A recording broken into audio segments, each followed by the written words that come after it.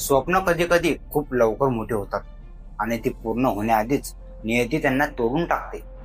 बुलढाणा जिल्ह्यातील डोंगरशिवली गावातून अशीच एक वेदनादायक बातमी समोर आली आहे, जी ऐकून कुणाचीही काळीच तुटेल. डॉक्टर होण्याचं स्वप्न उराशी बाळगणारी अवघ्या 19 वर्षाची ऋतुजा गणेश सावळे आज आपल्यात राहिलेली नाही. तिच्यासोबत नेमकं काय घडलं हे या व्हिडिओच्या माध्यमातून आपण जाणून घेऊ. नमस्कार मंडळी, मी उमेश शिटणारे.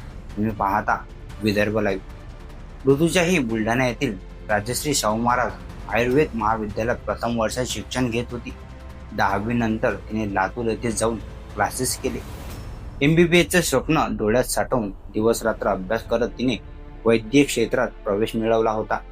आयुर्वेद शाखेत का होईना, पण डॉक्टर होण्याच्या दिशेने तिची वाटचाल सुरू होती. घर डोंगरशिवली गावात आणि कॉलेज बुलढाण्यात असल्यामुळे ऋतुजा रोज दुचाकीने कॉलेजला ये-जा करायची. आई वडिलांना मुलीचा अभिमान होता. आपली मुलगी डॉक्टर होणार या कल्पनेत ती दिवस काढत होते. मात्र मंगळवारी सकाळी नेहमीसारखी कॉलेजला निघालेली ऋतुजा परत येणार नाही याची कल्पना कोणालाही नव्हती.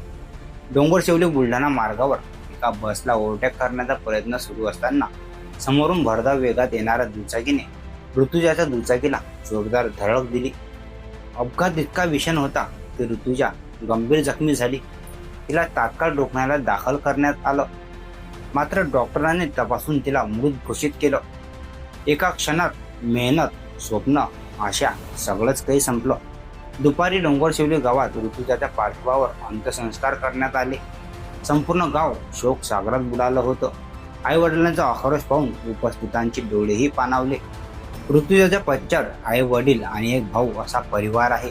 ही घटना फक्त एक अपघात नाही, तर समाजासाठी मोठा इशारा आहे. रस्त्यावर वेग, चुकीचं ओव्हरटेक आणि बेफिक्री किती जीव घेत आहे याचं हे जिवंत उदाहरण आहे. आज ऋतुजा गेली, उद्या कोण सांगता येत नाही.